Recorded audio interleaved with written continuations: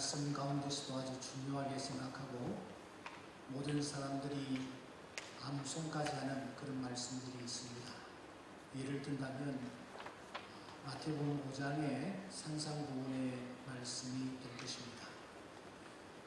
그런데 예수님께서 그 말씀을 하실 때에 먼저 아주 특이한 제스처를 취하십니다. 예수께서 산에 올라가 앉으시니 라고 했습니다. 예수님이 그 산상보훈의 말씀을 앉아서 하신 것입니다. 마태복음 13장에 보시면 그 유명한 천국의 비유가 있습니다. 이 비유의 말씀을 주실 때에도 예수님은 그냥 말씀을 주신 것이 아닙니다.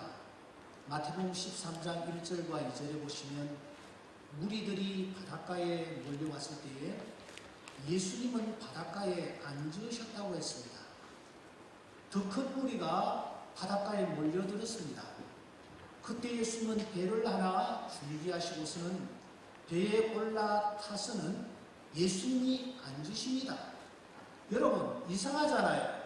사람들이 많이 몰려오면 설교자는, 강의를 하는 사람은 서야 합니다. 높은 곳에서 전해야 합니다. 그런데 예수님은 그 반대입니다. 예수님이 무리들이 산으로 올라오니 앉으시는 거예요. 예수님께서 바닷가에 큰 무리들이 몰려오니 앉으시는 거예요. 이상하잖아요. 예수님께서 왜 앉으셨을까요? 여기에 깊은 메시지가 담겨 있습니다. 내가 지금부터 너희들에게 하는 말은 굉장히 중요한 말이니 너희들이 유념해서 들으라 하는 뜻이 앉으시는 예수님의 포즈에 담겨져 있는 것입니다. 그래서 사도행전 12장에 보면 헤롯도 나를 택하여 왕복을 입고 단상에 앉아 백성에게 연설을 했다, 그렇게 표현하고 있습니다. 이것이 전통이죠. 지금 로마의 교황도 중요한 교수를 발할 때 유심히 살피십시오. 절대로 서서 말하지 않습니다. 앉아서 말합니다. 지금 내가 너희들에게 하는 말은 굉장히 중요한 말이니 이 말을 유념해서 들어라, 그런 뜻인 것입니다. 그런데 오늘 읽은 우리 본문에 보면은 이 짧은 구절에 여러분 앉는다라는 표현이 연속적으로 등장합니다. 1절과 2절만 살펴도 무려 5번이나 앉는다라는 표현이 이어지고 있는 것을 우리가 확인할 수 있습니다. 그만큼 지금 중요한 일이 전개되고 있다는 뜻이 되겠죠. 그래서 우리는 오늘 이 시간 이 말씀 앞에 우리가 정말 마음과 뜻을 모아서 이 말씀의 뜻이 무엇인지를 살피는 지혜가 필요할 것입니다. 먼저 이 일이 어디에서 벌어지고 있었습니까? 보아스가 성문으로 올라갔다, 그렇게 또 표현을 하고 있습니다. 성문으로 올라갔다. 성문은 무엇을 하는 곳이었습니까? 사무엘상 15장에 보면 다윗이 왕이었을 때에 그의 아들 압살롬이 마음이 조급했습니다. 빨리 내가 권자를 차지해야 되겠는데 다윗 왕이 계속 건재하는 것입니다. 그래서 그가 어떻게 합니까? 아침 일찍 성문에 나갑니다. 성문에 나가서 왕에게 재판을 청하려 오는 백성들을 전부 자기에게로 모읍니다. 그리고서는 그 백성들이 하는 얘기를 듣고서는 무조건 당신 옳다, 당신 잘못하는 것이 없다, 당신이 맞다, 이렇게 맞장구를 치는 것입니다. 재판이 아니죠. 성경은 그러한 이 압살롬의 태도를 백성들의 마음을 훔쳤다, 도둑질했다, 그렇게 표현을 하는 것입니다. 잠언 31장에 보면 현숙한 여인이 성문에 이르렀습니다. 그때에 성 안에 있는 모든 사람들이 그를 칭찬했다 하는 표현이 있습니다. 그러니까 그 당시에는 이 성문이라는 곳은 어떤 곳이냐? 높은 곳이라는 뜻과 함께 백성들의 자잘못을 가리는 재판하는 재판정으로 쓰여지는 곳이었습니다. 그 재판정에서, 재판하는 장소에서 여러분 중요한 사건이 하나 다뤄지고 있지 않습니까? 어떤 사건입니까? 1절과 3절과 6절에 등장하는 기업 물을 자라는 그런 표현이 등장하는데, 기업 물을 자가 과연 누구인가에 대한 재판을 지금 진행하고 있는 것입니다. 당시 그 땅에는 기업 물을 자라는 독특한 제도가 있었습니다. 히브리어 원문을 그대로 가져오면 고엘 제도입니다. 고엘 제도, 우리가 잘 아는 대로 한 형제가 어려움에 처했을 때에 그 형제의 억울함이나 그 형제의 경제적인 어려움을 해결해 주는 제도가 바로 이 고엘 제도입니다. 친척의 땅을 또 다른 친척이 대신 사준다든지 이런 과정을 통해서 자기의 땅이 이방인이나 다른 사람에게 넘어가지 아니하고 그의 이름과 땅이 계속해서 자손들에게 이어질 수 있도록 하는 제도가 고엘 제도였습니다. 여기에서 중요한 것은 반드시 서로가 친척 관계여야만 했다라는 것입니다. 물론 친척 중에서도 좀 더 가까운 친척에게 우선순위가 있었습니다. 그런데 오늘 본문에 등장하고 있는 이 보아스는 순위가 후순위였습니다. 자기보다 앞순위에 있는 자가 있었습니다. 그런데 가만히 보니 분명히 지금 기업 물을 일이 생겼습니다. 그런데도 불구하고 이 사람이 자기 의무를 제대로 하지 않는 것이 아닙니까? 자일피입니다. 내몰라라 하고 있습니다. 하다못해서 보아스가 재판정을 연 것입니다. 성읍에 계시는 장로님 8분까지 동원해 가지고서는 공개적으로 그 사람의 의사를 한번 타진해 보려고 한 것입니다. 그 재판이 여러분 어떻게 진행되었습니까? 결과는 어떻게 되었습니까? 룻기서 4장 4절 말씀해 보시면 앞순위를 가진 이 사람이 내가 모르겠소, 내가 이 일을 행하겠소, 이렇게 선선히 답을 하는 것이 아닙니까? 자신이 책임을 감당하겠다라는 것입니다. 그러면 여러분 끝난 것입니다. 은혜롭게 잘 그 재판이 끝난 것입니다. 이제 재판을 종료하면 되는 것입니다. 그런데 그때 보아스가 한 가지 정말 중요한 사항을 확인합니다. 그것은 고엘 제도의 이면에 있는 이면조항이었습니다. 여러분 그게 무엇이었습니까? 5절 말씀해 보시면 그 기업 물을 자는 죽은 자의 기업을 그의 이름으로 세워야 한다라는 이면조항이었습니다. 핵심은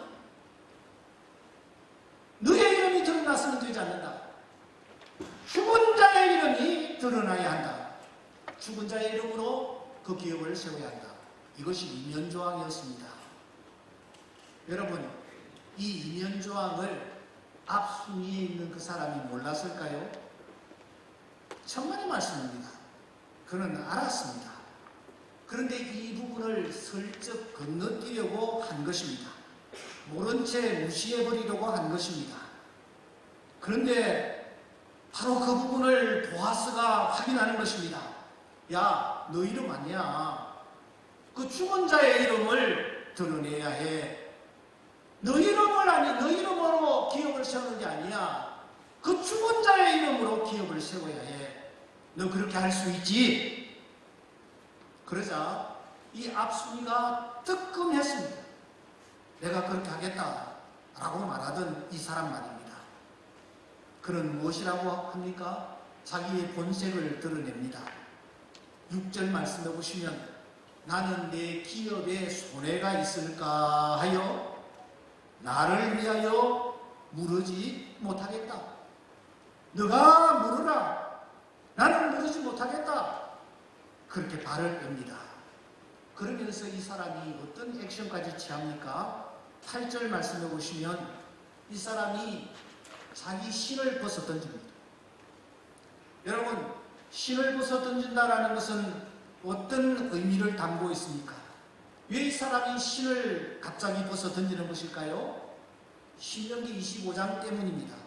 신명기 25장에 보시면 하나님께서 고엘 제도를 허락하시면서 이와 관련한 중요한 지침을 내리십니다. 고엘 제도를 제대로 감당하지 않는 자를 이렇게 처단하라고 하시는 것입니다. 신명기서 25장 9절에 보시면 그 사람의 발에 신을 벗기고 얼굴에 침을 뱉어버려라, 이렇게 하나님께서 말씀하셨습니다. 두 가지입니다. 하나는 이 제도를 제대로 이행하지 아니할 경우에 그 사람의 신을 벗겨버려라. 하나는 얼굴에 침을 뱉어버려라. 그러므로 신을 벗기고 침을 뱉는다라는 것은 그 사람에게 할 수 있는 최대의 모욕을 가해버리라는 것입니다. 넌 인간이 아니야. 넌 인간이기를 포기한 놈이야. 이렇게 취급해버리라는 것입니다. 그런데 오늘 이 앞순위자는 스스로 자기 신을 벗어버립니다.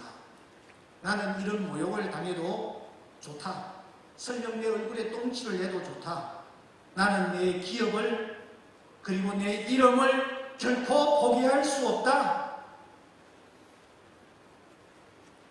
내 기업과 내 이름을 위해서라면 나는 개처럼 취급을 받아도 좋다. 이런 뜻으로 여러분, 이 사람이 신을 벗어 던지는 것입니다. 오늘 이 사람이 누굽니까? 이렇게 자기 이름을 소중하게 생각하고 자기 이름 드러내기를 좋아하는 이 사람이 누구냐라는 것입니다. 자기 존재를 드러내려 하고 자기를 과시하려고 했던 이 사람이 과연 누구냐라는 것입니다. 여러분, 루키스의 특징을 아십니까? 루키스의 특징은 등장하는 인물들을 소상하게 그 이름을 밝히고 있다라는 것입니다. 엘리멜렉, 그의 두 아들 말론과 기럨, 여기에 나오미, 룻, 보아스, 심지어 잠깐 나왔다가 되돌아가 버린 오르바까지 루키스는 아주 친절하게 여기에 등장하는 모든 사람들의 이름들을 하나씩 하나씩 다 금명하며 밝히고 있습니다. 그러면 여러분, 이 사람은 누굽니까? 이 사람의 이름은 무엇입니까? 이 사람은 기업물자 중에서 제일 앞순위에 있던 사람입니다. 그러므로 루키스에 등장하는 인물들 가운데서 가장 중요한 위치를 점했던 사람입니다. 제가 던지는 질문은 이 사람의 이름이 도대체 무엇이었느냐라는 것입니다. 여러분, 오늘 1절에 보시면 이 사람은 아무개여라고 불립니다. 왜 이 사람은 유일하게 아무개로 처리되어 버리고 마는 것일까요? 보아스가 이 사람의 이름을 몰랐기 때문에 아무개여라고 불렀을까요?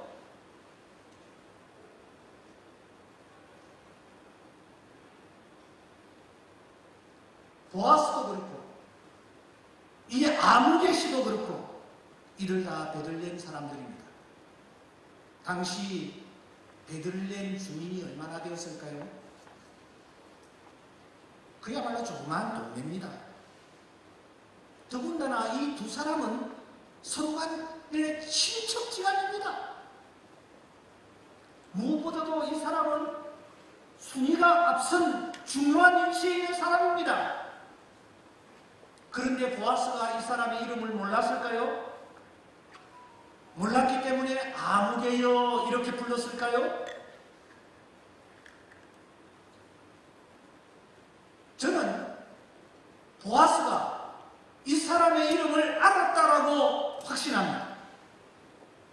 저는 보아스가 이 사람의 이름을 불렀다라고 확신합니다.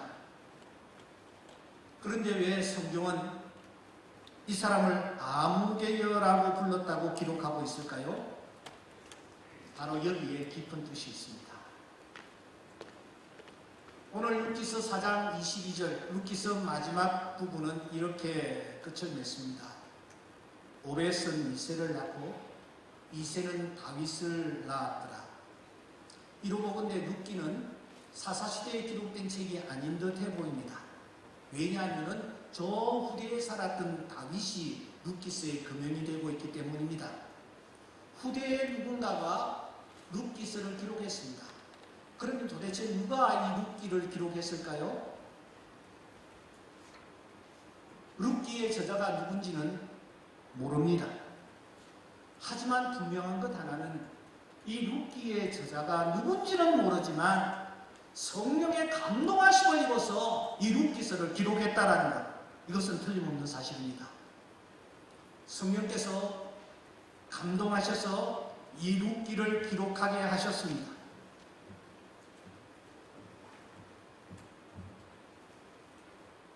그런데 이 앞순이 자기 이름을 드러내기를 힘썼던 애썼던 이 사람이야말로 자기의 이름조차 밝힐 필요가 없는 그런 존재라는 뜻으로 성령께서 성경의 저자에게 아무개라고 처리하도록 하신 것은 아닐까요? 그렇습니다. 성령께서 이 사람의 이름을 제거해 버리신 것입니다. 자기만 생각하고 자기 재산과 자기 유익과 자기 이름만 생각하는 이 사람. 그래서 성경은 그 사람을 아무개로 처리해 버린 것이 틀림없습니다. 내 기업에 손해가 있을까요? 나를 위하여 무르지 못하겠다.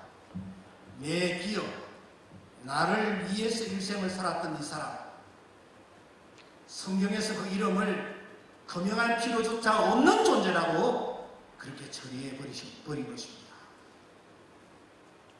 오늘 이 말씀은 스승으로 자처하고 있는 우리에게 주시는 말씀입니다. 저는 이 말씀을 준비하면서 제 마음에 큰 찔림이 다가왔습니다. 보아스와 여기 등장하는 이 아무개는 참 스승은 어떤 자인지, 참 스승은 어떻게 살아야 하는지 그것을 보여주고 있기 때문입니다. 아무개는 철저히 자신만을 위해 살았습니다. 하지만 보아스이신 예수 그리스도는 남을 위해서 산 인생으로 등장하는 것입니다. 자기 이름을 드러내려고 애썼던 아무개는 그냥 아무개로 끝나고 맙니다. 말년보다 기론보다 여기에 등장하고 있는 오르바보다 더 못한 존재로 성령께서 처리해 버리시는 것입니다. 우리가 지도적 위치에 있습니다. 어떠세요? 여러분, 누군가가 나를 존경하고 있다고 생각합니까? 사실 우리가 누군가를 존경한다는 것 참 쉬운 일이 아닙니다. 누군가를 좋아하기까지는 할지 모르지만 존경까지 가는 것은 참 어려운 것 같습니다. 나이가 많다고, 선배라고, 출세했다고, 부자라고, 유식하다고, 힘이 있다고 그 사람을 향하여 우리가 존경합니까? 엄밀히 말하면 좋아하는 것도 참 쉽지 않은 것 같습니다. 아니, 어떤 사람에 대해서 호감을 가지는 것조차도 쉽지 않습니다. 멀리서 보면 좋아 보여나 가까이서 보면 허물거리고 냄새가 나기 때문입니다. 오늘 이 모임에 참석하신 모든 분들은 예외 없이 다 어르신들입니다. 리더로 자처하는 분들입니다. 아니, 스승들입니다. 지도자의 위치에 있다라고 스스로 자처하고 있습니다. 오늘 우리가 한번 돌아보십시다. 나는 정말 존경받을 만한 지도자인가? 그래서 나는 존경을 받고 있다라고 생각하는가? 성령께서 보실 때에, 하나님께서 보실 때에 나의 이름을 어떻게 처리하고 계신가? 우리가 우리 자신들을 돌아보면서 하나님 앞에서 부끄러울 것이 없는 남은 세계를 부과해 가기로 다짐하는 이런 은혜가 우리 모두에 있기를 바랍니다. 화평방송 구독, 좋아요 부탁드립니다. 감사합니다.